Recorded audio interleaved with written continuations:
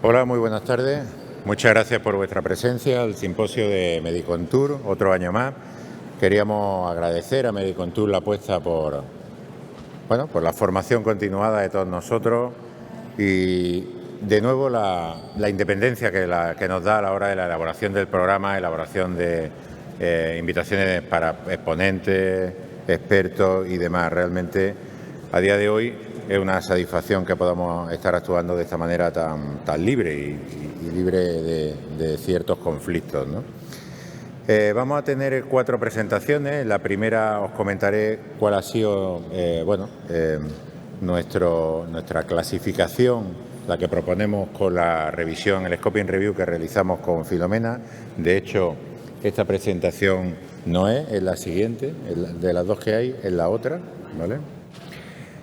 Seguidamente, el doctor Carlos Rocha, Ignacio y María nos van a hacer otras presentaciones y tenemos un espectacular grupo de expertos que abriremos un debate en cuanto a la toma de decisiones, cómo estos expertos realizan su toma de decisiones, en qué medida podemos aprender de ellos, cuáles son las últimas tendencias, las preocupaciones que están teniendo a día de hoy.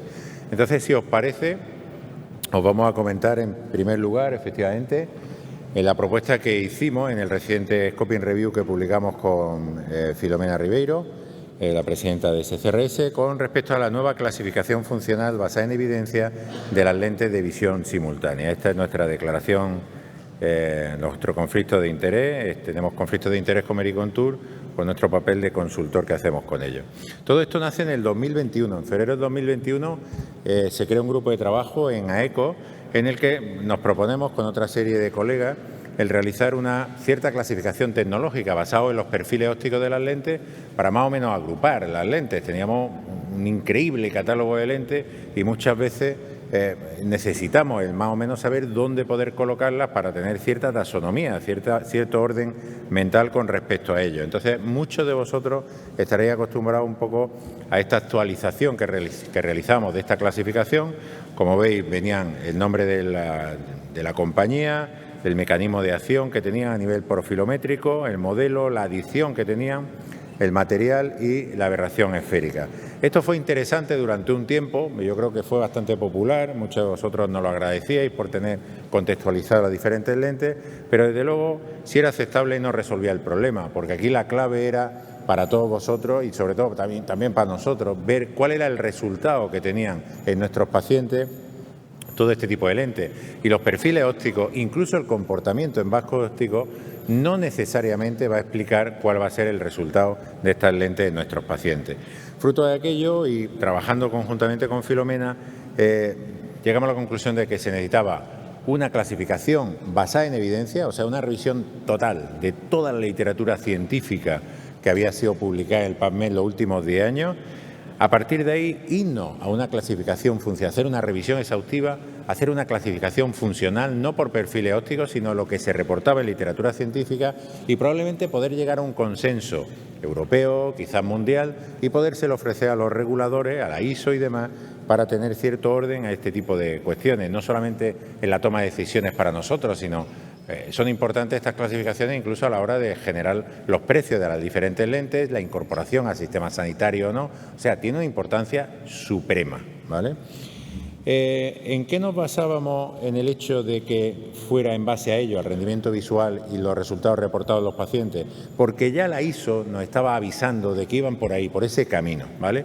La ISO y la ANSI, ya sabéis que la ANSI es la vertiente americana de la ISO, es un organismo solamente consultor, no es obligatorio, no es como la FDA o como el regulador europeo, sino que hace una serie de propuestas. Pues bueno, y cosas interesantes que ya teníamos, y desde luego desde este enero, es la definición de todo este tipo de lentes. Habitualmente los congresos nos hablan de lentes premium, o lentes multifocales, o lentes que aportan. Bueno, la ISO ya nos propone que tengamos una denominación para todo este tipo de lentes. Todas las lentes que dieran visión simultánea a diferentes distancias, por ejemplo, multifocales, EDOF, Full Vision Range, que no fueran acomodativas. O sea que a partir de ahora ya deberíamos todos de llamar a todas estas lentes, en vez de lentes premium, lentes de visión simultánea.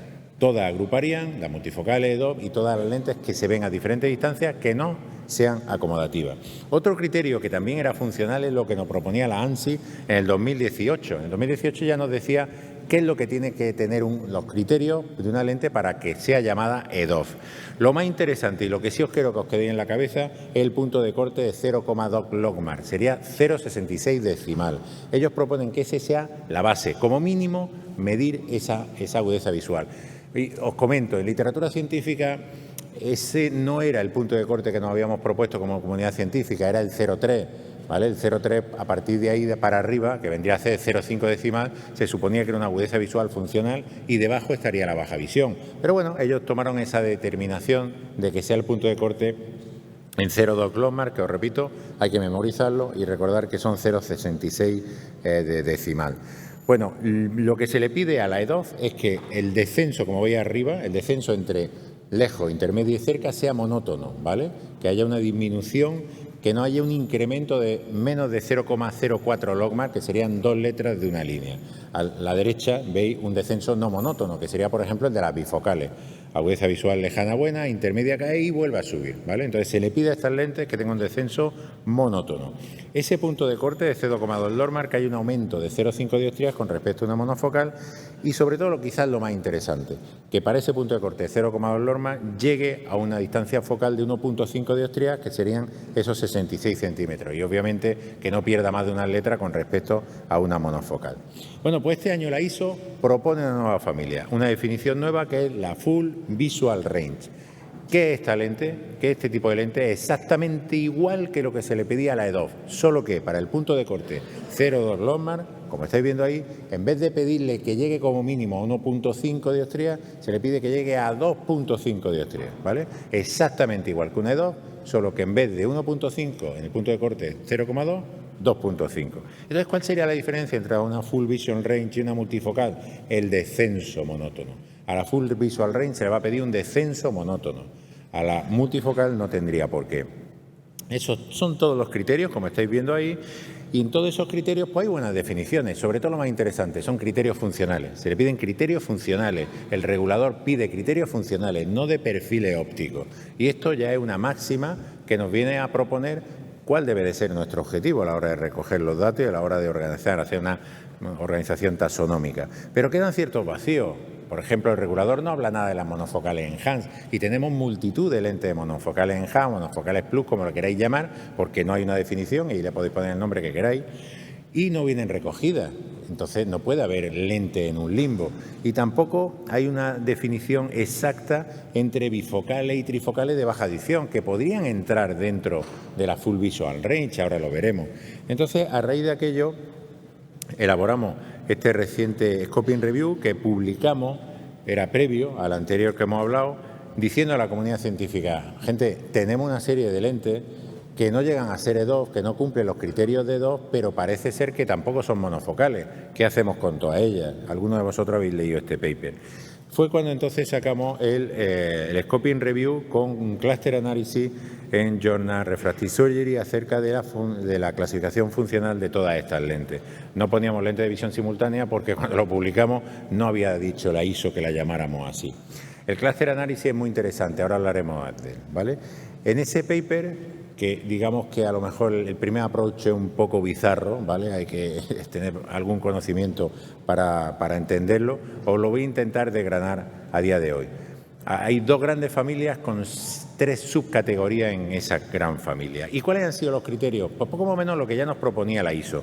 Por un lado, qué range of field, que así como tenemos que hablar, qué profundidad de campo visual brutal, que además de decirnos la profundidad de campo, las curvas de desenfoco nos dijera ahí una clasificación que asociara ahí cuáles son los fenómenos fóticos de esas lentes y las disfotopsias, porque así yo me iría directamente, quiero este rango de profundidad de campo y quiero este fenómeno fótico, ese porcentaje de disfotopsia. Bueno, la mala noticia es que a día de hoy es imposible, porque la magnitud y la variabilidad que nos encontramos en literatura científica es mucho mayor que el tamaño del efecto. Quiero decir, no hay estandarización. Todos los papers que están publicados, no hay manera de llegar a crear grupos. Necesitamos mejorar la uniformidad de recogida de datos como propusimos en el editorial que publicamos con los editores jefes de JCRS, americano y europeo, y ahí ya proponíamos una estandarización de recogida y reporte de datos, incluyendo fenómenos fóticos y disfotopsia. Bueno, pues aquí tenéis los grupos.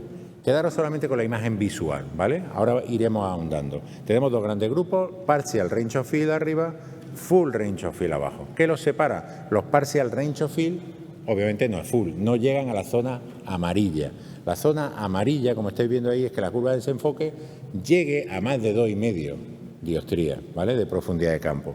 Pues las Partial no llegan a eso y hay diferentes grupos en función de cuánto llegan de profundidad de campo. Y la Full Range of Field todas pasan las 2,5. ¿Qué diferencia la Full Range of Field? El descenso, que como veis, a la izquierda del continuo sí es monótono, en el centro es menos monótono y a la derecha es absolutamente no monótono, ¿vale? ¿Cuáles serían esos puntos de corte? Pues exactamente los que estáis viendo ahí. El Partial Range of Field Narrowed, el Enhanced, el Extended y luego la Full Range of Field, la continua, la Smooth y la Steep.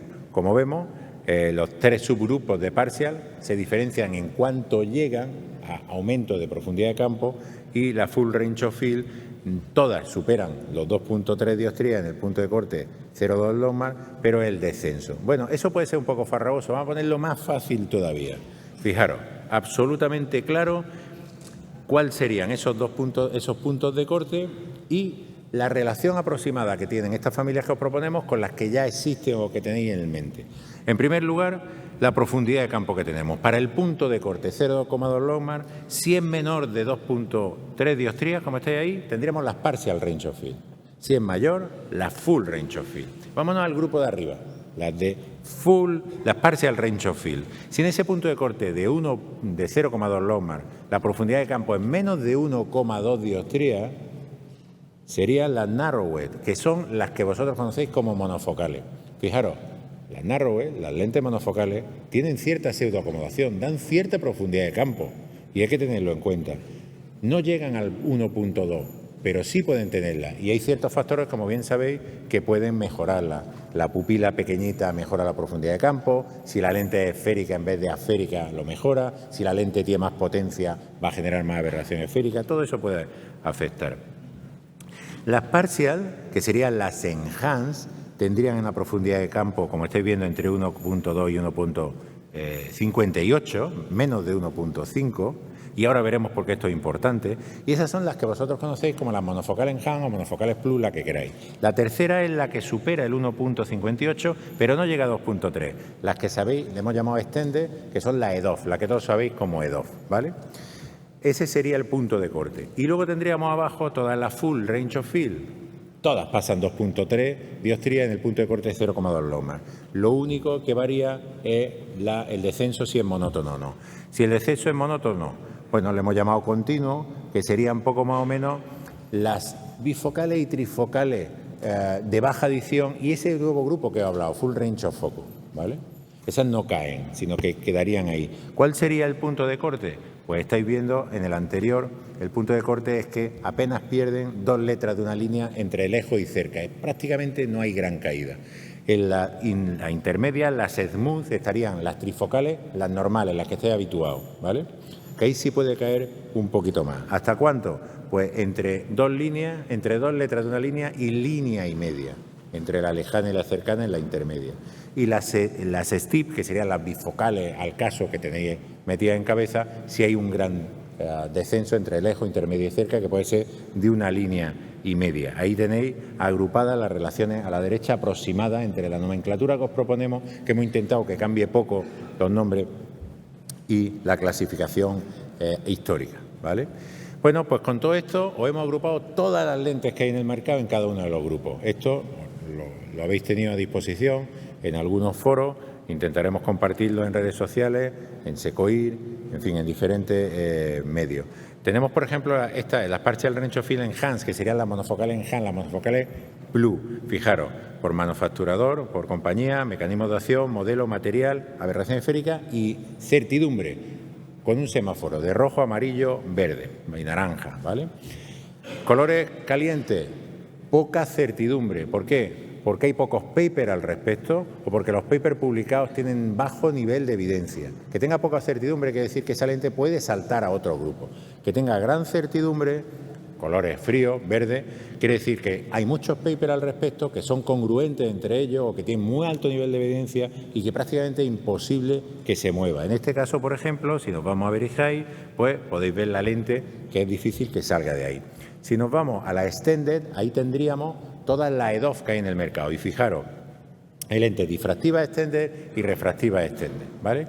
Ya sabemos también, o tenemos cierta idea, de que las difractivas tienen más fenómenos fóticos, un concepto funcional de rendimiento visual, no de generación de fenómenos fóticos y disfotopsia. Y sabemos por literatura que hay cierta tendencia que el grupo de las extended difractivas generan más fenómenos fóticos y disfotopsia. Si nos vamos a la Full Range of Field continuo, ese nuevo grupo, que probablemente sea el que quieran estas ciertas familias, pues tenéis ahí, habitualmente estáis viendo lentes bifocales y trifocales de baja edición y las que ya nacen con ese intento de generar esa profundidad de campo sin descenso no monótono. Tenéis también las Smooth, aquí es donde tenéis, por ejemplo, la Liberty, de la que vamos a hablar. En la Extended tendréis la Elon, que va a hablar también algunos de los speakers, y las Steep, que serían las bifocales típicas, poco nivel de evidencia porque prácticamente ya no se publica. En resumidas cuentas, toda esa información y mucha más la vais a tener en el IOR Evidence. Ya sabéis, en el código QR os lleva a la Apple Store, lo tendréis esa aplicación en iPhone, iPad, Mac, con todos los sumarios, como estáis viendo aquí, toda esta es la cantidad de información que vais a tener. Resultados clínicos estándar.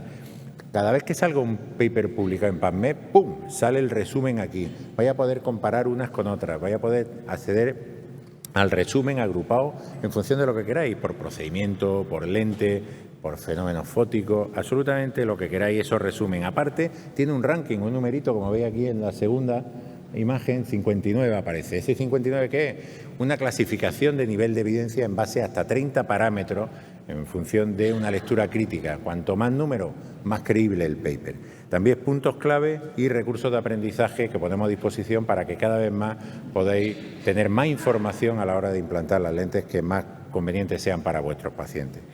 Y nada más, muchas gracias por vuestra atención y seguidamente vamos a pasar al siguiente speaker, que si quiero recordar, Ignacio, que nos va a hacer su presentación. Muchas gracias, Ignacio.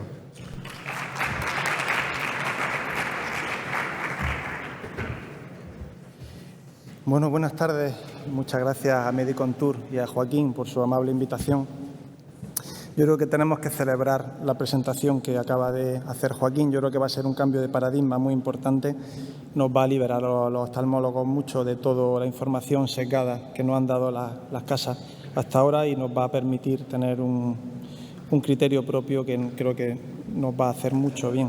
Bueno, yo vengo a hablar un poco de en qué paciente y por qué implantar lentes de Full Range of Field. Vamos a hablar de la lente de Medicontour, que como bien ha dicho Joaquín, está clasificada dentro del grupo de Full Range of Vision, es Smooth, y tiene un grado de evidencia científica muy fuerte. Es una lente con una óptica difractiva con EPS, que luego entraremos un poco en detalles de en qué consiste eso. Bueno, la presentación se dividirá en tecnología, en resultados clínicos esperados, criterios de selección y un caso clínico. Bueno, en principio en tecnología sabemos que es una lente que ya tiene una plataforma contrastada, Benz 25, tiene un 25% de agua en material hidrofílico, un número de ABD 58, tiene un filtro de luz azul que no bloquea el color azul. Es asférica, ya es neutra y tiene una asférica biconvexa, lo que nos permite tener una amplia gama de esferas y de cilindros. Tiene una angulación de cero con bóveda posterior, un borde cuadrado y tiene una estabilidad refractiva y rotacional que la literatura ha demostrado ser muy alta, lo cual nos va a beneficiar en la plataforma tórica. Bueno, esta es la plataforma, es una lente antiguamente clasificada como trifocal. Es difractiva y refractiva, yo creo que aquí está la clave de la presentación y de la lente, y está apodizada. Ya sabéis que apodizada significa que las alturas de los escalones disminuyen conforme nos alejamos del centro de la lente. Tiene una zona central de 3 milímetros, que es apodizada refractiva, difractiva, y ocupa solo el 25% de la lente. Aquí también hay otra de las claves. Podríamos decir que es una lente difractiva, pero poco. Tiene un conjunto difractivo con 2 órdenes, que es 0 es lejos y 1 es cerca, y nos aporta un 350 en plano de lente para cerca. El 75% de la óptica de la lente es refractiva. O sea, es una lente es una mezcla de 2 mundos. Como podemos ver aquí, tiene un perfil muy particular. Podemos ver que tiene menos anillos que el resto y una zona central más grande. Es, como decíamos, una difractiva, pero poco. Cuando la comparamos, tiene un enfoque altamente conservador. Tiene 7 zonas difractivas en una zona de 3 milímetros, que ocupan el 25%, y como podéis ver, cuando la comparamos con otros competidores, el resto, la siguiente que tiene menos zonas ópticas, tiene más del doble. Y, como podéis ver, el resultado en foco es el mismo que el resto. Luego explicaremos el porqué. ¿Por qué es importante las medidas del escalón? Bueno, el escalón ya sabemos que la difracción va a depender del tamaño de la abertura y de la altura del escalón. Cada anillo nos aporta una pérdida de energía, lo que significa una pérdida o una disminución de la sensibilidad al contraste, y cada anillo adicional nos va a aportar aumentos de fenómenos fóticos. Como podéis ver en la imagen que hay a la derecha, vemos como un anillo pequeño, estrecho, aporta más ruido, que produce fenómenos fóticos, siendo más ancho, disminuyen. Esto se traduce, siendo práctico, en una disminución de halo, una mayor calidad visual en condiciones de menos luz. Aquí podemos comparar una imagen con 7 anillos como el Liberty con una que tiene 26. Bueno, ¿y cómo se comporta la lente? ¿Cómo ven los pacientes con estas lentes? Bueno, aquí tenemos una curva de desenfoque típica de un paciente con Liberty, que vemos que tiene 2 picos, y vemos cómo en el centro tiene un aumento de visión en el rango intermedio. Esto se consigue a través de la EPS, que es una tecnología que tiene Medicontour y que a través de una cosa un poco compleja tiene una zona refractiva que nos va a aportar la visión intermedia sin afectarnos en lejos y en cerca. El diseño de la plataforma nos beneficia mucho el uso de las lentes tóricas, porque el contacto de las ápticas con el saco es mayor de lo habitual. Tenemos una zona de contacto de 180 grados porque cada áptico está en contacto con el saco en 88,8 grados. La competidora que más tiene es 69. Esto hace que las lentes roten con mayor dificultad. La rotación media fuera del eje es de 2 grados y la mediana entre 1 día y 3 meses es de 0. Bueno, ¿cómo son los resultados que debemos esperar cuando implantemos una lente Liberty? Pues bueno, encaja perfectamente en la categoría que se ha clasificado esta lente. Como podéis ver, en lejos el 95% están en 20-25, en intermedio el 95% está en 20-25 y en cerca un poquito menos es el 91%. Podemos ver que en el Logmar encaja exactamente en la categoría que está clasificada. Las curvas de desenfoque, esta lente antes no tenía la tecnología EPS que nos da la visión intermedia, y los que la usábamos antes, la queja siempre del paciente cuando uno tenía una pupila pequeña era que en intermedio fallaba. Ahora esto ha mejorado de forma muy significativa. Aquí tenemos un estudio muy interesante que compara estas dos tecnologías y veis en la línea continua cómo ha mejorado la visión intermedia sin afectar a lejos y a cerca. Se clasifica perfectamente en la categoría Smooth que ha dicho Joaquín anteriormente. Bueno, en calidad de imagen, la sensibilidad al contraste se ha demostrado que es exactamente igual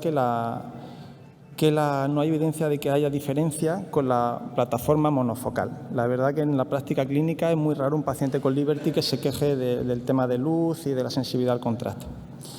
Bueno, nosotros aportamos nuestra curva de desenfoque de los últimos 20 ojos que hemos hecho con esta lente. Esta curva se actualizó hace muy poquito y encaja exactamente en lo que está descrito en la literatura y asimismo en la categoría que está. Tenemos una caída en el centro en intermedio, Smooth. Tenemos unas visiones lejanas y cercanas realmente muy buenas. ¿Cómo afecta el diámetro pupilar a esta lente? Esta lente, al tener un diseño más conservador, tolera bastante bien las pupilas más extremas. Hay un estudio del grupo de Almería fantástico que compara y mide las curvas de desenfoque en pupilas mesópicas entre 4 y 6,8 y entre 1,5 y 2. Con las pupilas grandes, que la media durante la curva es de 4 milímetros, podéis observar cómo la curva es exactamente igual que la que describíamos antes, pero vemos cómo mejora, casi podía entrar en la categoría de continuous cuando la pupila es pequeña. Es bastante curioso, pero esta lente se comporta de forma excelente en pupilas muy pequeñas. No debéis tenerle miedo a las pupilas pequeñas en estas lentes. Entre 1,5 y 2 la lente se desenvuelve de maravilla y la visión intermedia aún mejora más de lo habitual en pupilas más normales. ¿Qué pasa con la cuerda mu y la cuerda alfa? Bueno, se ha demostrado, tenemos en la literatura evidencia de que los rangos normales no afectan al resultado de esta lente. Halliday en su estudio nos dice que el 97,5% de los ojos están en las medidas de 0,42 para Pentacam y 0,60 en otros biómetros ópticos. Hay que remarcar que estos valores tienen evidencia de no afectar al rendimiento de la lente cuando estamos por debajo de esos valores, pero no hay evidencia de que por encima sí afecte. También es importante saber que en el otro lado no hay evidencia. ¿Qué pasa con la aberración esférica? Bueno, la aberración esférica estamos acostumbrados a medirla en 6 milímetros porque es lo que nos dan los equipos que utilizamos. Es importante también que tengamos en cuenta que debemos medirla siempre en el tamaño de la pupila mesópica. Normalmente va a disminuir de forma bastante importante cuando disminuimos el tamaño de la pupila que medimos. No hay líneas de corte definidas donde debamos evitar el implante de lentes multifocales debido a la aberración esférica. Tan solo recordar que una medida de 0,5 micras a 6 milímetros, que es mucho, o insisto, en el tamaño de la medida que hacemos, equivale a 0,3 dioptrías de desenfoque.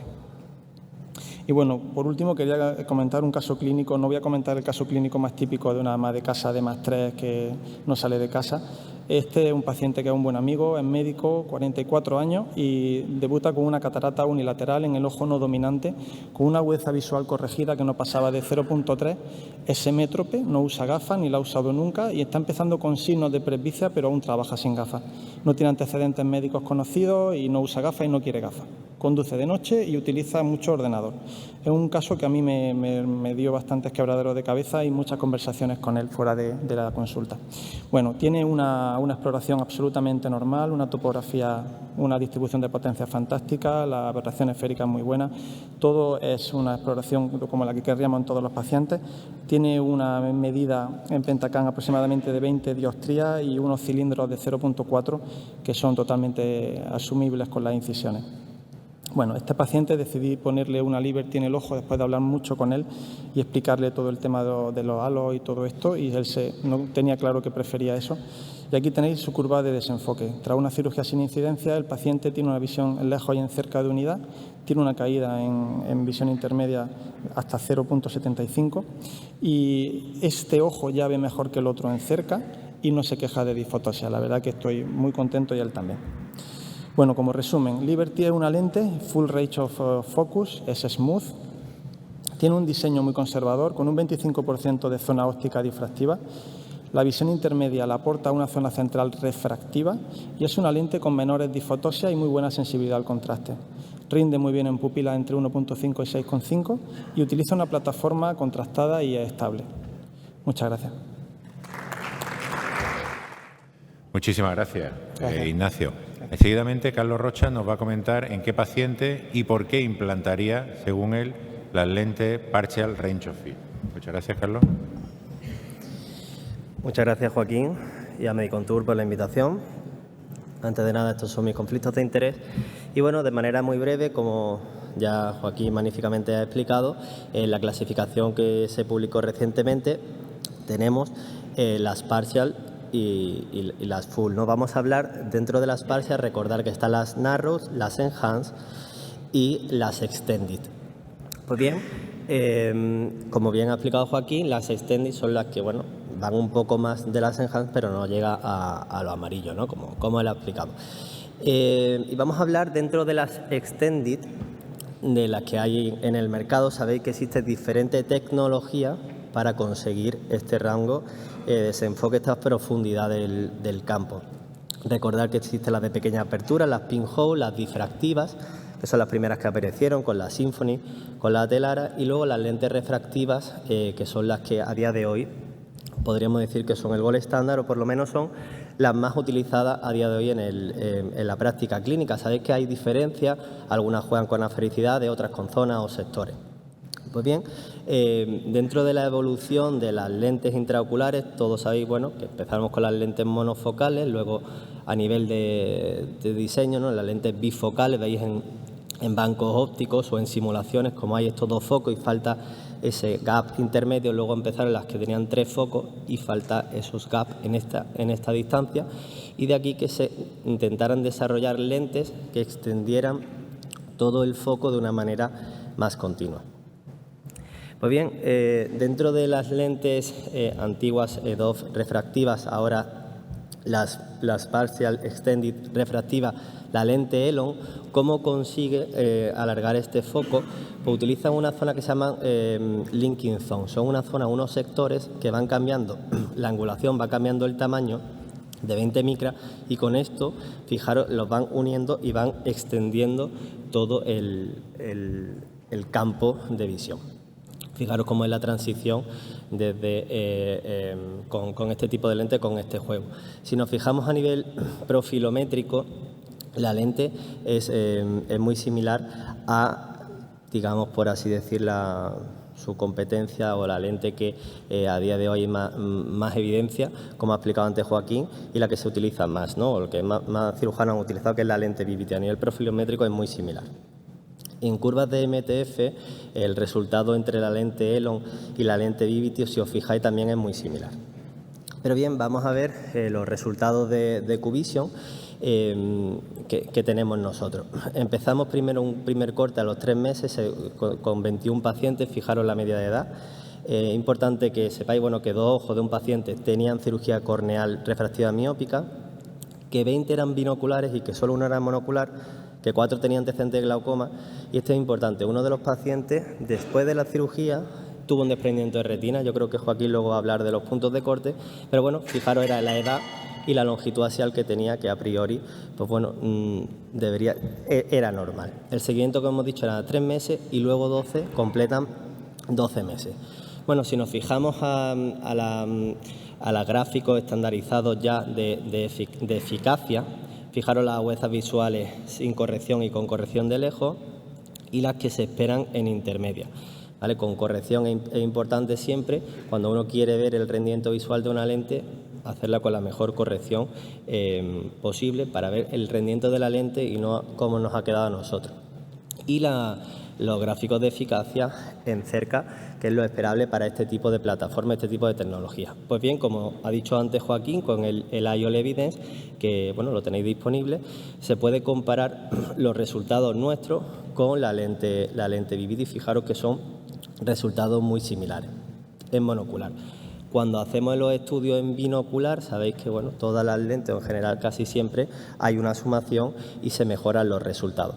Fijaros pues los resultados de este tipo de lente, cómo se mejoran. Y de nuevo, si lo comparamos, por así decirlo, con el competidor, con la lente Vivity, los resultados también se mejoran y son muy similares y equiparables. Pues bien, si nos vamos ahora a las curvas de desenfoque, monocular, a la izquierda tendríamos aquí las de agudeza visual y luego las de sensibilidad al contraste. Fijaros el punto de corte que hemos hablado, pues la lente, digamos que entraría dentro de esta clasificación. Fijaros el punto de corte. Bueno, lógicamente, de nuevo, en binocular se suele mejorar los resultados y tenéis de nuevo agudeza visual y de sensibilidad al contraste los resultados en la serie de pacientes que llevamos. Pero es importante después analizar todo, ¿no?, por así decirlo. Si nos fijamos en el área bajo la curva, que nosotros le damos mucha importancia, en visión intermedia, fijaros cómo hay una correlación negativa, la nube de puntos, cuando es negativa, no, desde arriba hacia abajo, sigue una dinámica, digamos, negativa cuando aumenta el tamaño de la pupila. Y luego hay una serie de outliers que vimos, bueno, estuvimos analizando y vimos como ciertos descentramientos o ciertos pliegues en la cápsula posterior podrían afectar a este aro bajo la curva en visión intermedia. Bueno, ya para terminar, si hablamos de lo que los prompts, ¿no?, los famosos prompts, lo que los pacientes reportan y describen, que es algo muy importante en la medicina y lógicamente en la oftalmología, pues con este cuestionario, el CAT-QUEST, fijaros, estos son los resultados. Nos interesa que casi todo esté a la derecha, ¿no?, excepto la difotosias positivas, que nos interesa que estén a la izquierda. Estos son los resultados y había solo un paciente que no se quería operar, que era el que tuvo el desprendimiento de retina. Lo que vimos interesante es que después se vuelve a analizar a los 12 meses y si os fijáis hay un aumento de la satisfacción de los pacientes en visión intermedia y cerca, y hay una disminución de las difotosias positivas. Este es el porcentaje de independencia de gafas. Fijaros, la independencia de gafas en lejos e intermedia pues es muy buena. En cerca, lógicamente, por el diseño de este tipo de lentes, pues no sería tan esperable. Y lo que hemos dicho, hay una disminución de la difotosias positiva y, lógicamente, el paciente del desprendimiento de retina se operó, se quedó bien y aumentó su satisfacción. Entonces, para terminar, pues el caso clínico que se podría considerar ideal para este tipo de lentes, bueno, como se ha explicado, las lentes difractivas a priori tienen una mayor probabilidad de difotosias positivas. Bueno, pues entonces algún paciente que se pueda esperar esto y a este tipo de tecnología, al que sabemos que no le puede importar llevar una gafas de lectura, o sea, que priorice sobre todo su visión en intermedia lejos, que no tenga una pupila muy grande, sobre todo recordar en estos pacientes jóvenes, y bueno, como yo creo que con cualquier cirugía, que se pueda maximizar siempre que es el centrado de la lente, que no haya ninguna complejidad. Y entonces, ya para terminar, recordar que Elon podría extender la profundidad de campo de una manera similar a Vivity con resultados comparables, que como otros tipos de lentes refractivas, los resultados pues pueden ser más variables que lo que se ha visto con la lente Liberty, que esta variabilidad parece que puede estar sobre todo asociada a este diámetros pupilares, y que la respuesta, y esto yo creemos que es interesante, la respuesta de satisfacción de los prompts de difotosia positiva y de querer operarse con la misma lente son buenas, y es que incluso conforme pasa el tiempo va mejorando. Muchas gracias.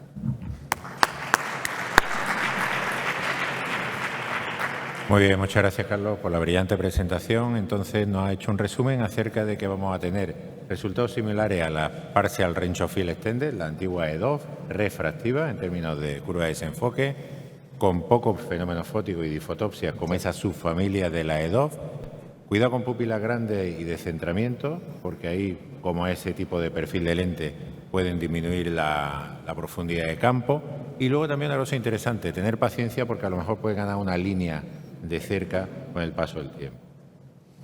Pues muchísimas gracias, Carlos. Y seguidamente María Gesa nos hablará de qué tipo de paciente y por qué implantar lente add-on.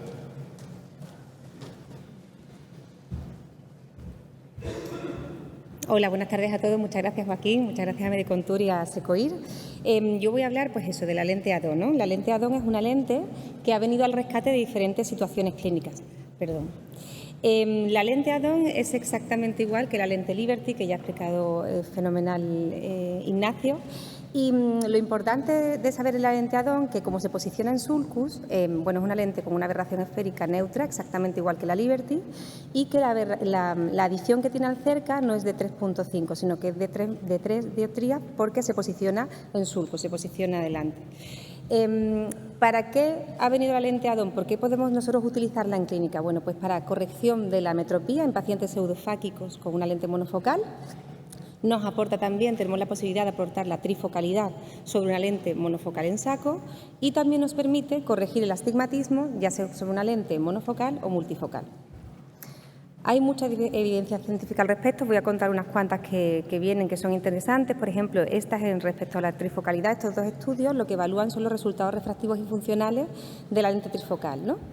¿Y qué es lo que determinan estos estudios? Los resultados que tienen, bueno, pues que esta lente alcanza resultados similares a una lente trifocal, con una buena agudeza visual, tanto cerca, intermedia y lejos, y con una profundidad de foco y una curva de desenfoque igual o mejor que a una lente trifocal en el mercado. Por lo tanto, consideran que son eficaces y seguras para usarlas para aportar la trifocalidad en un paciente que ya sea pseudofáquico con una lente monofocal en saco. En este otro caso, en este otro paper, lo que se compara es en los mismos pacientes, en un caso, o sea, en un ojo, poner una lente multifocal ya en saco y en el otro el procedimiento de doble implante con una lente monofocal en saco y una lente multifocal en sulcus. Y lo que se hizo fue evaluar la agudeza visual, tanto corregida como no corregida, la refracción y el equivalente esférico. Los resultados que tuvieron es que no habían diferencias significativas entre el equivalente esférico entre ambos grupos y que no había diferencia tampoco en los casos de las lentes tóricas en la desviación del eje tórico. Por lo tanto, concluían que el procedimiento era seguro y eficaz en la corrección de la visión de lejas y cerca comparado con el procedimiento único de lente multifocal en saco capsular. Este paper habla sobre las lentes tóricas y lo que evalúa es la estabilidad rotacional, la agudeza visual y el error refractivo tras la implantación de la LIO-Adon tórica secundaria. Y lo mismo, lo que concluye es que no hay cambios en el equivalente esférico refractivo, que la toricidad es estable, que no hay cambio de orientación medio y que, por tanto, también es útil y eficaz para la corrección del astigmatismo refractivo en pacientes con alto astigmatismo tras una primera cirugía de catarata o cirugía de cristalino.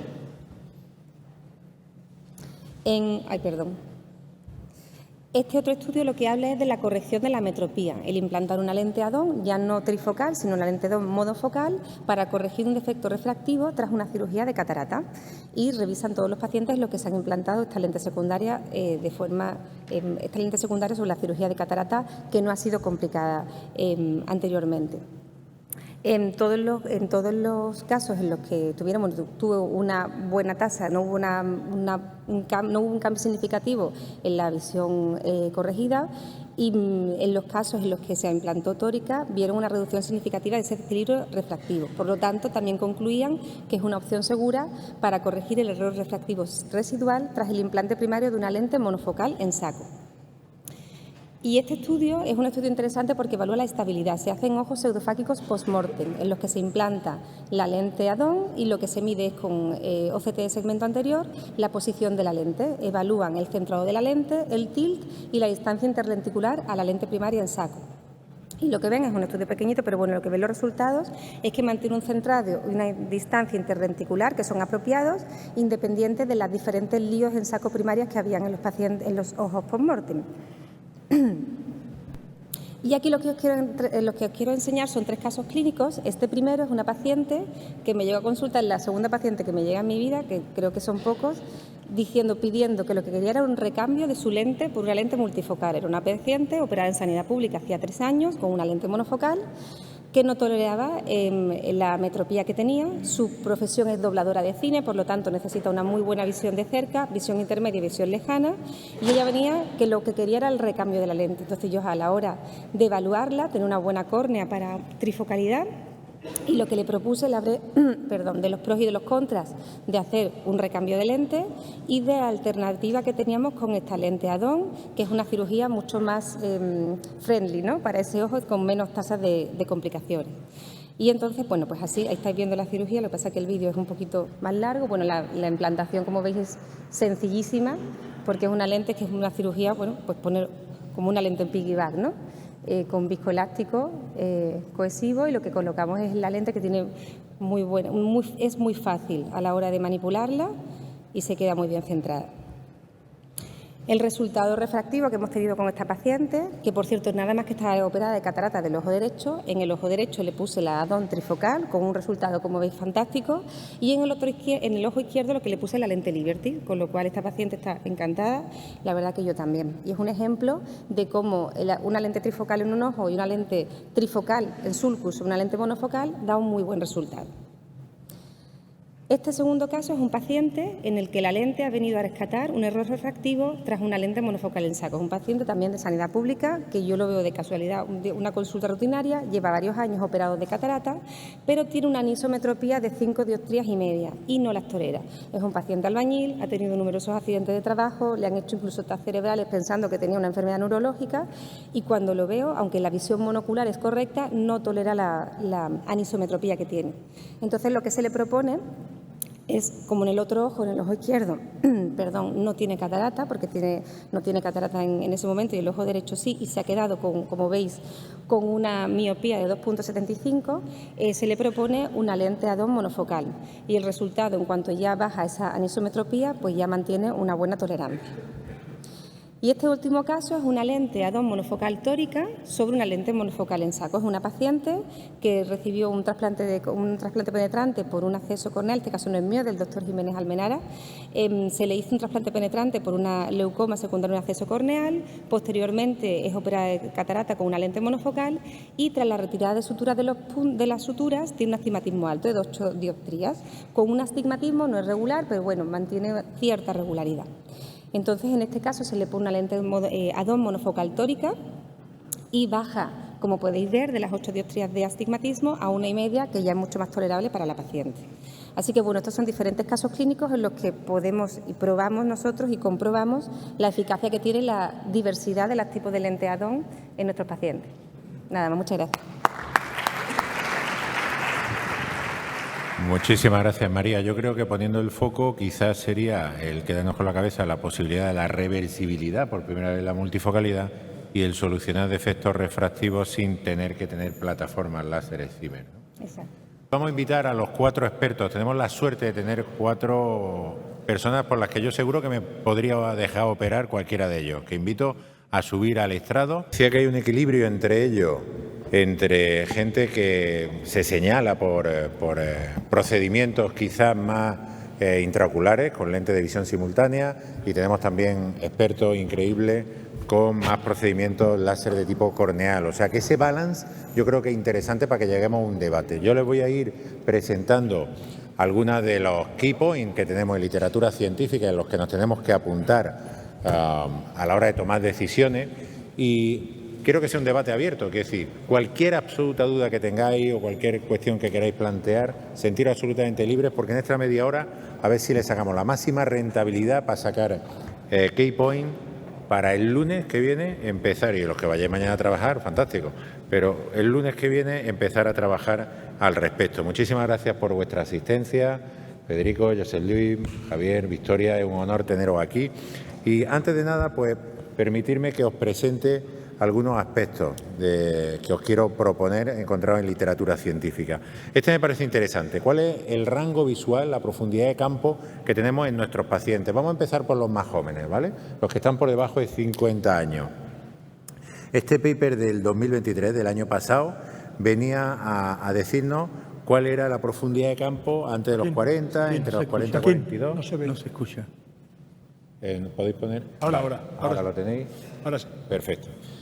La profundidad de campo que nos encontramos por los diferentes rasgos etarios. Este paper acaba en la franja de edad 46-48, que es la verde. Y si os dais cuenta, comparado con la clasificación funcional, en ese rango de edad, en el punto de corte 0,2, se queda entre 1,5 y -2.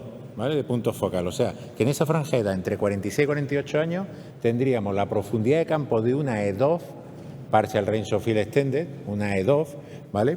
Pero obviamente con la calidad visual, que significa tener tu propio cristalino acomodando. Os pongo otra al hilo y ya os voy a preguntar. Esto es el riesgo que tenemos de desprendimiento de retina en función de la edad y la longitud axial. Vemos que por debajo de 23 milímetros, que es un cuarto de los pacientes que nos encontramos, a la edad que nos operemos no vamos a incrementar el riesgo, pero entre 23 y 25 podemos incrementarlo un poco hasta los 60 años y, sobre todo, por encima de 25 milímetros de longitud axial y con 26 ya ni os cuento, si lo operamos antes de los 60 años podemos incrementar el riesgo. Me interesan estas dos diapositivas. ¿Cómo os manejáis con los pacientes jóvenes por debajo de 50 años que clínicamente se encuentran con dificultades acomodativas y que no quieren usar gafas? ¿Cualquiera de vosotros? Yo por ejemplo, yo particularmente por debajo de 48 años, salvo que tenga una densitometría alterada, yo voy al presbilasi siempre, y en hipermétrope siempre, y en miope con prueba de lentes de contacto en monovisión. Ya si tiene una PNS de más de 1 o tiene otra cosa, hablamos de otra. Pero en esa franja de edad que comentas, 48 años particularmente, salvo casos excepcionales como hipermétrope es muy alto, como norma, prefiero hacer el presbilasi con monovisión. Siempre en lentes en miope, siempre comprobada, y además comprobada varias veces porque es el caso más complicado, y en hipermétrope prácticamente casi ni lo compruebo, en hipermetropías medias hasta 3,5. Sí, aunque generalizar siempre es complicado. Generalizar siempre es complicado porque encuentras cada día situaciones diferentes, pero en general, si un paciente solo requiere corrección de cerca, yo trato de eliminarlo de la lista de cirugía. O sea, les empujo hasta que no empiezan a tener una dependencia. Yo soy un ejemplo. Yo, para ver perfecto de lejos, estoy mejor con 0,25, 0,50, pero sigo no utilizando gafas. O sea, no en el banco, sino preguntándoles si ellos están utilizando corrección. Para mí, entra a ser un paciente candidato a cirugía a alguien que utiliza corrección a todas las distancias. Estamos hablando de pacientes presbiones. Entonces, si es un paciente hipermétrope, tengo cierta tendencia a considerar cirugía intraocular. Pronto. Y pronto me refiero, puede ser un paciente entre 45 y 55 años, si es un paciente hipermétrope con corrección constante, suelo considerar la cirugía, sacándoles pros y contras, pero suelo considerar cirugía intraocular. Si es un paciente miope, trato de prolongar la cirugía intraocular el máximo posible y si utilizaré en un caso cirugía refractiva corneal o utilizaré en un caso cirugía refractiva con lentes fáquicas, bueno, puede ser, pero trato de no tocar ese cristalino el máximo tiempo posible. Sí, criterios parecidos. Nunca hago lensectomía refractiva antes de los 45 años, nunca. He hecho 2 casos en mi vida, por debajo de 45. Entre 45 y 50 sí, pero son todos pacientes hipermétropes y en el rango bajo cicloplegia, hipermétropes en general de más de 4 dioptrías. Y en hemétropes hago cirugía de presbicia en hemétropes, pero nunca antes de los 60 años diría, pero se cuela algún paciente de 58, 57, 58 años en los que toda la exploración sea absolutamente normal, con una córnea con un perfil de distribución de potencias corneales fantástica y una situación ideal en relación con pupila y todo lo demás. No hago cirugía de presbicia sobre córnea, incluso en hipermétropes. Cuando me llega un hipermétrope de dioptría y media, 2 dioptrías, 45, 46 años, le animo a que espere a los 50 y que le haré una lensectomía refractiva. Algunos se me escaparán en ese camino, pero está claro que en ese rango de 45-50, lensectomía refractiva solo en hipermétropes, y este tipo de hipermétropes son muchos candidatos a monofocales plus, monofocales, no vamos a decir nombres, pero que suelen tener buena calidad de visión también en intermedia cerca y tienen pocos fenómenos disfotópsicos. Bueno, yo creo que te diría calcado lo de Javier, y de José Luis. Yo hago lo mismo, o sea, por debajo de 45 no hago lensectomía. En esa edad, si son hipermétropes de un cierto rango, porque claro, si son hipermétropes bajos se acomodan y ven bien de lejos. Entonces, pues sí, entre 3 y 4 dioptrías con cicloplegia y en los hipermétropes. Miopes, desde luego, intento lo máximo posible. Mejor por encima de 55, mejor por encima de 60. Si encuentro un miope que tiene un cristalino bueno a esa edad, le hago o bien monovisión con láser. No hago cirugía de presbicia con presbillón, sino la monovisión tradicional con láser, según el rango de miopía que tengan. Y ahí tiendo a poner más, quizá ICL también con monovisión, para alargar el tiempo. Además, se lo explico, que es un puente de tiempo que van a estar bien corregidos con monovisión hasta que hagan catarata y entonces ya haya que tocarles el cristalino, pero ahí, bueno, todos estamos de acuerdo en que si hay catarata, pues ahí la retina, pues a la edad que sea, pues hay que operarlos, ¿no? Pero me gustan los miopes alargar así más. Y los hemétropes por encima de los 60. Y tiene que ser muy buen caso. Sí. Muy bien. Fede quería hablar algo y hay también un micrófono por aquí, si alguno de vosotros, nada más que con que levantéis la mano. No, bueno, yo comentar que siempre que hablamos de este tipo de cosas, todo el mundo es el paciente ideal es más el hipermétrope que el miope, tanto para una cosa como para otra, ¿no? Y es verdad, ¿no? Como bien has comentado, un hipermétrope se puede hacer una lensectomía y es digamos, un resultado objetivo probablemente más satisfactorio, con menos complicaciones y mejor resultado, un hipermétrope de 5 que un miope de 5, obviamente, ¿no? Entonces, también pasa en cirugía corneal. El mejor paciente también es justamente el hipermétrope. O sea, los perfiles de hipermétrope son los mejores tanto para un camino como otro, como caminos intermedios, ¿no? Y eso es cierto. Luego, ya muchas veces también depende de lo cómodo que tú te sientas con determinada cirugía. Cuando tú dominas determinada cirugía, te es más fácil hacerla. Cuando la practicas menos, pues es más complicado, tienes más dudas, tanto hacia un lado como hacia otro. Por eso la dificultad más importante es en el miope. Como decía Victoria, claro, el miope es no muy alto. Hacer una monovisión es bastante aceptable, pero como no hagas pruebas previamente, la sensación de que tú estás satisfecho y el paciente no es muy usual. Las expectativas del miope son tremendamente superiores a las de un hipermétrope. Y eso, como no lo compruebes, incluso sin prisas, el tiempo que haga falta, tú estarás satisfecho, el resultado va a estar satisfecho, pero el paciente no lo va a estar. No, yo añadiría igual que el miope entre 0 y 4 dioptrías es muy crítico, a cualquier edad, muy crítico, porque creo que no hay ninguna lente en el mercado que les ofrezca una calidad de cerca como lo que puede ofrecer una miopía de 3-4 dioptrías, y sobre todo si están acostumbrados a leer sin corrección. Esto es importante. Yo creo que los pacientes que se acuerdan de cómo se ve de bien, sea cualquier distancia, y si usan gafas además, es complicado este tema. Pero bueno, hay cierto consenso. En presbitas jóvenes, no tocar el cristalino, en todo caso hacer tratamiento asimétrico, sumamente interesante este tema. Vale, pues sigamos avanzando. Si vamos a hacer tratamientos asimétricos, micromonovisión, minimonovisión, ¿qué pruebas preoperatorias consideráis? Hay un protocolo muy chulo que publicaron un grupo muy brillante de optometristas de exploración de visión binocular acomodación.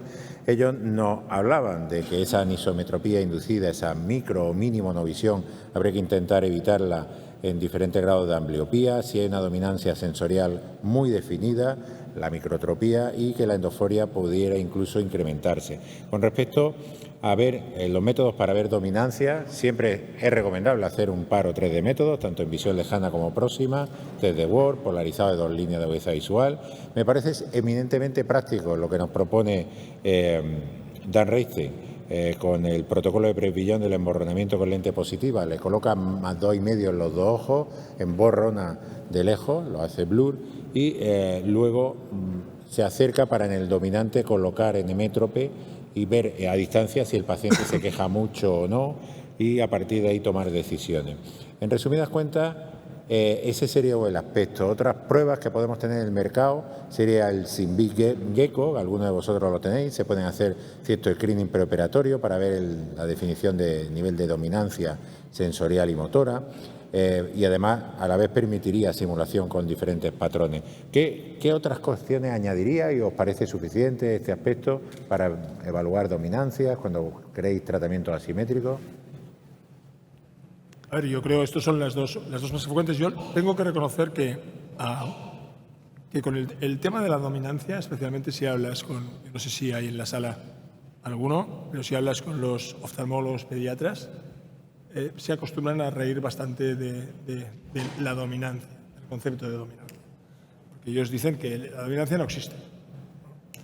Pero bueno, en cualquier caso, tenemos tendencia a creer, cuando la optometrista o nuestras pruebas nos dicen que hay una dominancia sensorial y una dominancia motora en el mismo ojo, estar bastante tranquilos a la hora de decidir cuál es el ojo que quieres coger para lejos, y tenemos dificultades a la hora de decidir cuando están cruzadas, ¿no?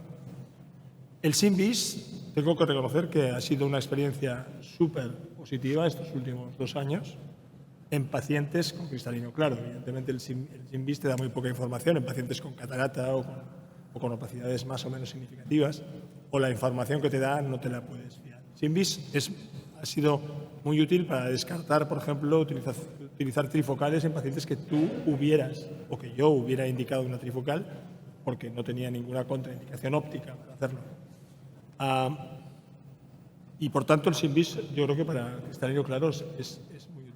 Y la micromonovisión, bueno, ya que estoy hablando demasiado, es algo que utilizo con frecuencia. Tú sabes que lo he hecho durante muchos años utilizando lentes monofocales, utilizando lentes de esfericidad neutra o esféricas. Ha sido mi forma durante muchos años frente a utilizar lentes multifocales. He ido cambiando, pero sigue siendo un abordaje que que es el que yo me haría a mí hoy. Sí, una cosa, estoy totalmente de acuerdo con el tema. Estoy totalmente de acuerdo con el tema de la dominancia. El tema de la dominancia a veces son cruzadas y es preferible comprobar los lentes de contacto.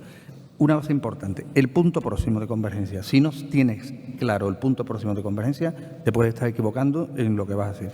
Y solamente una última cosita respecto a lo de los simuladores.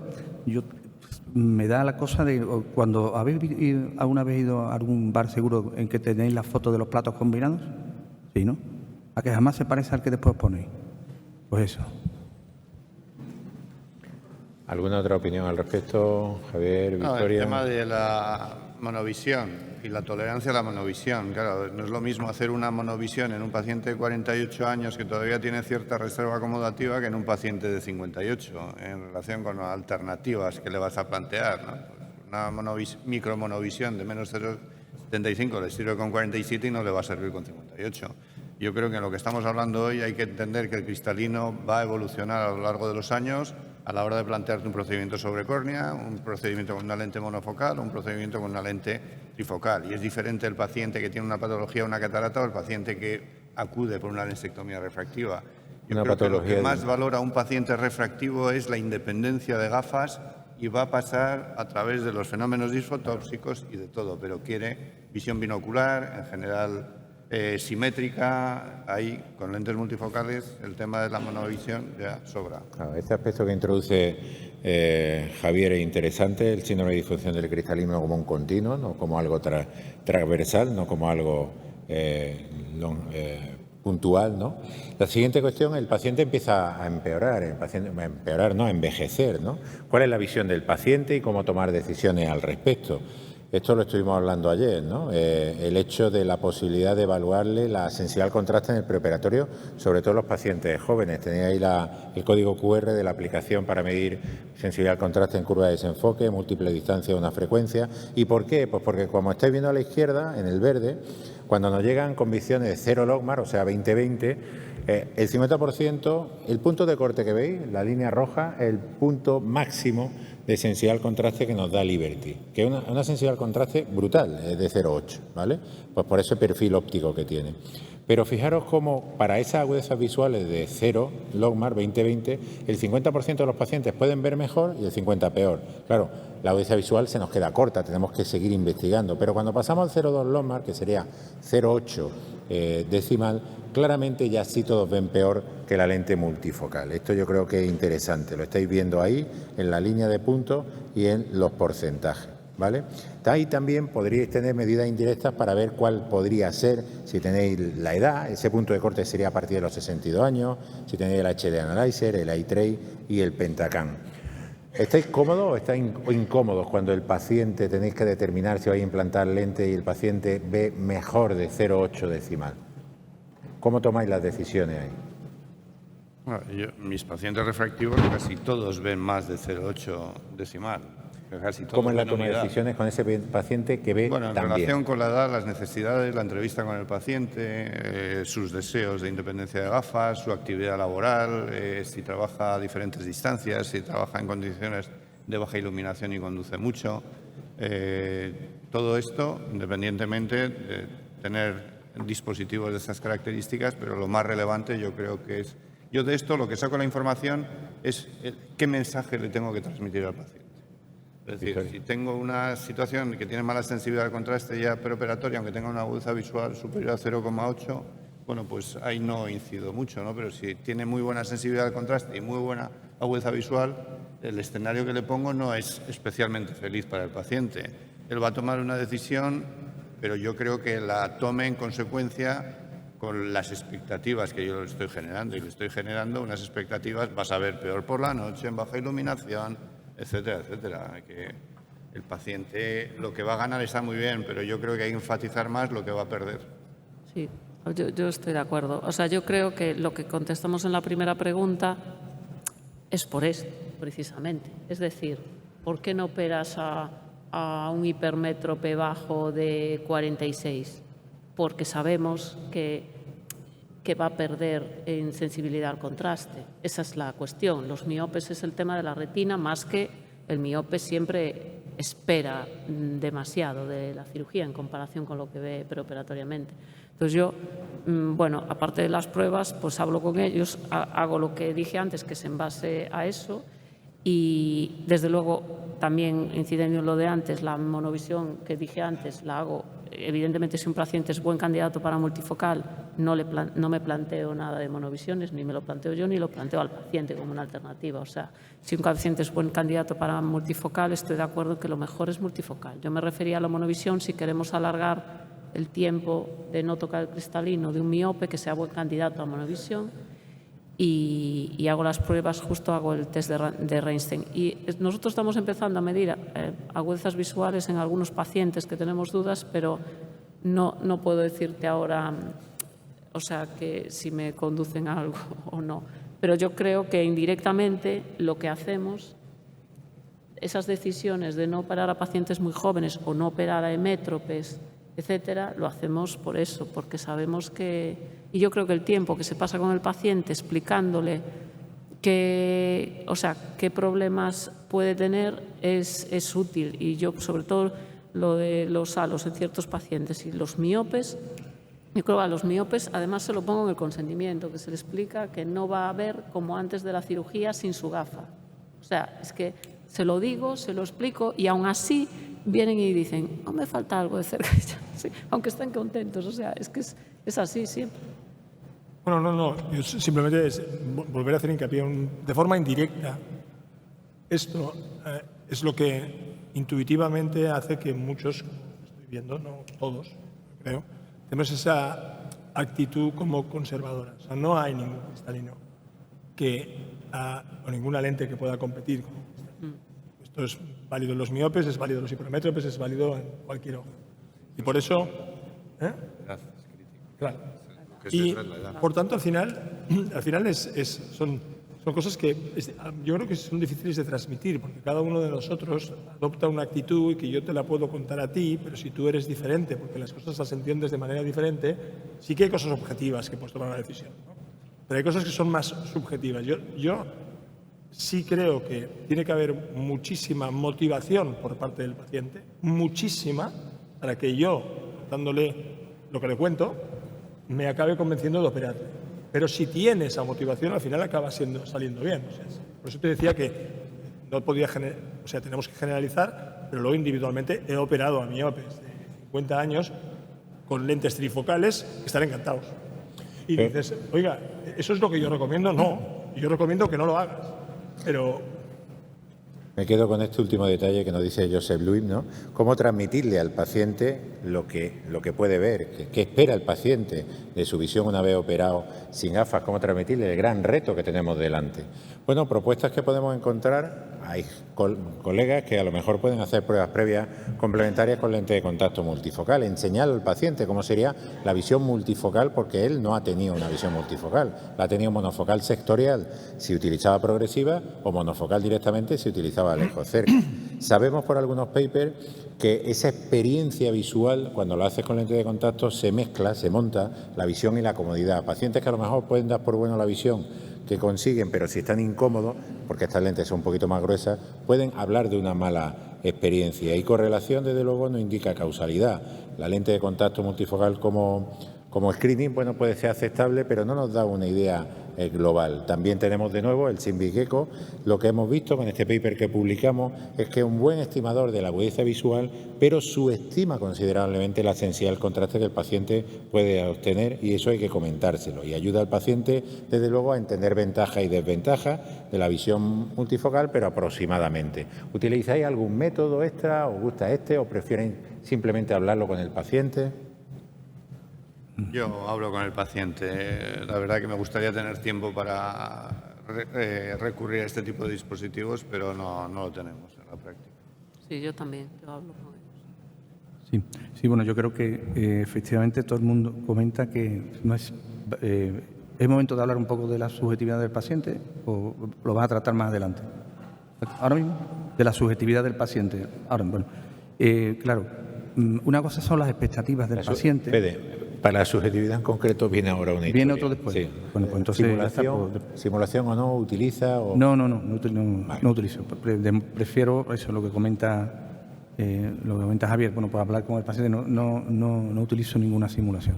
Pues si os parece, ya por terminar, sí interesaría cómo toleraría, qué tolerancia puede tener de eventos adversos nuestros pacientes y esa subjetividad de la que hablaba Fede, ¿no?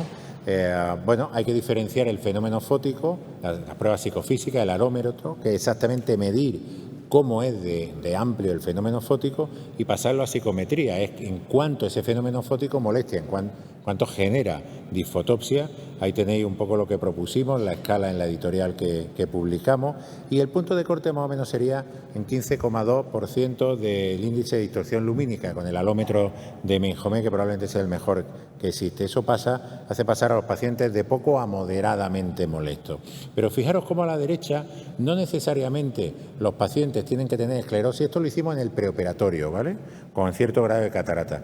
Pacientes que apenas tenían catarata se quejaban mucho, y pacientes que tenían cataratas como para que se quejaran, había que no se quejaban. Entonces entra el factor subjetividad que está hablando y personalidad que está hablando Fede. Hay paper, este Systematic Review, publicado recientemente, nos habla un poco entre la relación entre la personalidad y la satisfacción después de las lentes multifocales. Fijaros que hablan hasta de 5 perfiles de personalidad: el neurotismo, tendencia a experimentar emociones negativas, la extroversión, esta gente que es muy pasional, la apertura, abierto a experiencias nuevas y tal, la amabilidad y la responsabilidad, un control que una persona ejerce sobre sus impulsos. Bueno, pues en este paper lo que viene a decir es que había posibles malos candidatos, ¿vale? Una persona con puntuaciones bajas en responsabilidad, personas que no controlan su impulso, y en extroversión, personas que son muy pasionales, podían ser malos para implantar, y también una persona con alta personalidad neurótica, o sea, con tendencia a experimentar emociones negativas, pero intentaron asociar esas experiencias personales, esos perfiles personales, fijaros, incluso con diferentes tipos de fenómenos fóticos, y no salía claramente una relación de causa-efecto. ¿Qué os parece desarrollar esta vía para que incluso pudiéramos tener cuestionarios? ¿No lo veis claro? En el método cualitativo, en el tête-à-tête, vosotros con el paciente os encontráis más cómodos. ¿No veis la posibilidad de hacer screening previo? Yo no veo claro hacer test de personalidad a un paciente que viene a una consulta de oftalmología. No lo veo claro en mi práctica. Lo que sí es cierto que yo, en la entrevista del paciente, cuando una persona que quiere operarse ya me habla de las quejas en relación con el ojo seco, en relación con las molestias que tiene con las luces, etcétera, etcétera, hurgo un poco más y a la mínima descarto a ese paciente para una cirugía refractiva. Yo, como en una reunión que decía Federico Alonso, a mí me gusta operar solo gente feliz. Porque viene mucha gente pues que en una situación personal que no necesito hacer test de personalidad para descartarlo. Y a veces yo no le aconsejaría una cirugía y me los encuentro en el quirófano, también es cierto. Bueno, yo creo que es al menos imprescindible conocer, y para eso hay montones de publicaciones y están fáciles de conseguir, el conocer los tipos de personalidades, porque hay que tratarlos de distinta manera. Y después, algo que también es cierto, ¿verdad?, es que qué tiempo tenemos, porque nosotros tenemos amigos de 15 años que nos sorprenden todavía. ¿Cómo en 10 minutos, 15 minutos tú vas a llegar a conocer a una persona? Si hay que saber después, una vez que se toma la decisión de operarlo, cómo llevarlo, o sea, cómo trasladarlo en esa travesía que hay, sobre todo los que tienen cambio. Importante, una cosa obligatoria. Para que hagáis una idea, el 45% de los funcionarios de este país, toman fármacos tipo psicóticos, neuróticos, para tranquilizantes, etcétera. Funcionarios con su nómina, con su nómina. Es decir, una persona que ya con la vida resuelta toma fármacos, imaginaros los que andan por ahí sin la vida resuelta. No os podéis imaginar la cantidad de veces que el paciente miente, que está tomando cantidad de fármacos y que están cambiándole continuamente por cantidad de problemas, y que todo eso repercute. Eso es algo que te vas encontrando continuamente. Cuando llevas meses te dice, no, yo es que vengo de un centro de drogodependencia porque llevo con no sé cuál, y te quedas asombrado. El paciente siempre miente, hay que tener mucho cuidado, sobre todo con los fármacos, ¿eh? Muy bien. Igual la pregunta para ti. ¿Qué piensas de este tipo de test de personalidad? Yo, en este momento mi rol es el de coordinador y me abstraigo sobre el tema. Vosotros prefiero- sois los expertos, ¿vale? Yo prefiero hablar ¿Queréis que con me el moje? paciente. ¿Queréis que me moje? A mí me encantaría poder tener un screening de tal manera que se me encendiera una luz. Yo tengo a lo largo de todo el circuito de pacientes, porque el paciente actúa de una manera con el médico, finge y simula. Sin embargo, con gente del staff es más fácil pillarle detalles. Tenemos entrenado a todo el staff para que en cuanto salga una mínima alerta, una frase rara, una puesta en escena rara y tal y cual, rápidamente se enciende una alarma. Ojito que este puede ser. O sea, yo creo que el foco, tenemos que poner más foco a este perfil de paciente, porque esto es lo que no dominamos. Sabemos de óptica, sabemos de curva de desenfoque, sabemos de lentes, pero no sabemos de personalidad, y aquí es donde podemos hacer. Luego, ¿qué le dices al Y paciente? ahí hay una No lo voy a cosa, operar claro. por personalidad. Es que, aparte de que eso, que el paciente puede sentirse ofendido si ve que está Esto haciendo es un muy test bueno. Esto de es- personalidad. esto Luego le absoluto. dices, no, pero es que usted tiene un perfil neurótico, claro. Es absolutamente. No puede ser. Yo, cuando veo ese tipo de perfil, yo prefiero hablar, me quedo más tranquila, eso en primer lugar. Y que no digo que no fuese útil, el problema es que se puede sentir ofendido. Totalmente. A mí me encantaría saber el test, si me coincide encima con lo que yo estoy viendo, me quedaría más tranquila. Totalmente de acuerdo. Pero me parece que se puede sentir ofendido. Yo cuando detecto ese tipo de pacientes, que estoy totalmente, todos coincidimos en lo mismo, es el típico que te hace 500 preguntas, se queja ya de varias cosas o todo eso, ya no lo vamos a repetir. Yo busco, o sea, le digo algo, si tiene algo evidente, y si no, busco una disculpa o le digo que más adelante, que todavía ve muy bien o que es demasiado joven, que eso es algo mejor que decirle que es neurótico, aunque sea Sí, yo creo mayor, le digo, también. es demasiado joven. Creo Eso, también. medias verdades. Es demasiado joven, quedan encantados, no le digo que es neurótico. Vuelvo. Creo también que en la anamnesis, en el término de una anamnesis, puede salir este aspecto cualitativo y puede, desde luego, molestar menos al paciente. Y finalmente, ¿qué poder hacer? Ya una vez que sabemos todo, ¿qué probabilidad hay de que un tratamiento cubra las necesidades, todas esas que hemos descubierto? Bueno, pues de nuevo os ponemos a vuestra disposición el código QR, la aplicación. Hemos hecho un trabajo de chino, hecho por españoles, y bueno, tenéis, yo creo, información suficiente para que podáis contrastar sin tener que leer todo y cada uno de los papers que existen en PubMed al respecto. Muchísimas gracias a los tres speakers, muchísimas gracias a los expertos, hemos aprendido mucho de vosotros, muchísimas gracias a Medicontour por la libertad que nos dais a elaborar el programa y el rigor, y muchísimas gracias sobre todo a vosotros por estar presentes. Hasta el año que viene.